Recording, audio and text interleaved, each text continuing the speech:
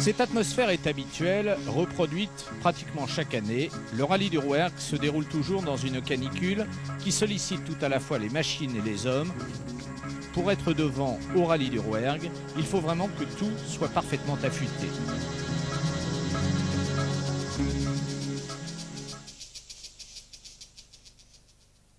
Ce qui apparemment est le cas pour Cédric Robert. Dès le vendredi, 4 spéciales au programme, 4 meilleurs temps pour le pilote de la Peugeot 206 WRC qui termine l'étape avec déjà près de 40 secondes d'avance sur le plus proche de ses poursuivants.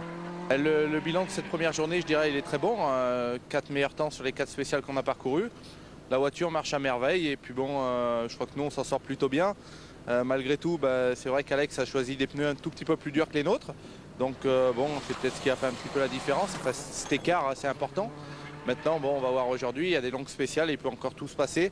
Et nous, on prend énormément de plaisir avec la voiture et on va continuer dans cette optique-là.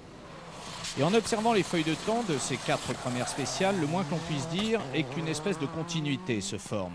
Puisque dans chacune de ces spéciales, les 3 premiers, toujours les mêmes, termineront toujours dans le même ordre. Alexandre Binguet, deuxième au soir de la première journée, il a donc réalisé 4 deuxièmes temps. Binguet partagé entre la déception de se faire à voiture égale taper par Cédric Robert, partagé donc entre cette déception et la satisfaction de devancer en revanche celui qui, à n'en pas douter, sera son principal adversaire dans ce championnat asphalte, Benoît Rousselot. Car Rousselot est parti sur un rythme sensiblement plus lent que ses adversaires. Peut-être calcule-t-il déjà, peut-être simplement ne peut-il rien faire. La suite du rallye nous donnera la réponse. Pour l'heure, observons simplement qu'au terme de la première étape, les écarts se sont déjà énormément creusés.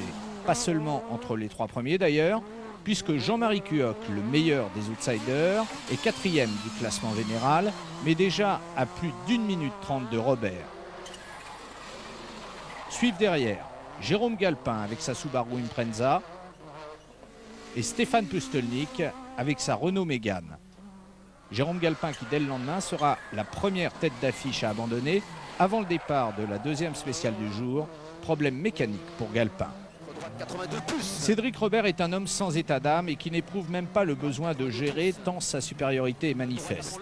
Il va réaliser tous les temps scratch de la deuxième étape, 6 sur 6. Tous les autres subissent. 200 mètres, droitille, pour droite à fond. Pour droite à fond, pour gauche en main, plus qui referme 120. Pas trop mal pour Alexandre Binguet qui se place régulièrement dans les 3 premiers tout au long de la journée, ce qui lui permet samedi soir d'être 2e du classement général, mais à 2 minutes 30, autant dire des années-lumière de Cédric Robert. Ça a été, on a essayé une nouvelle solution, on a dérisé nos pneus. C'était un petit peu mieux, la voiture était moins glissante dans les portions lisses. Et bon, il m'a fallu quelques kilomètres pour prendre la mesure, mais malgré tout, on a pu réduire un peu les écarts, quoi. Autant Binguet s'est soumis en douceur, autant Rousselot, lui, s'est soumis dans la douleur. Ce samedi matin, Benoît n'accepte pas d'être dominé comme il l'a été lors de la première journée. Il part à la faute en commettant 2 têtes à queue. Dans la deuxième spéciale du jour, il perd 50 secondes.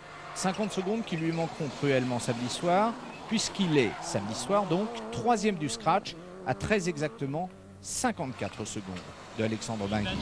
Je me défonce, je vous promets, je me défonce.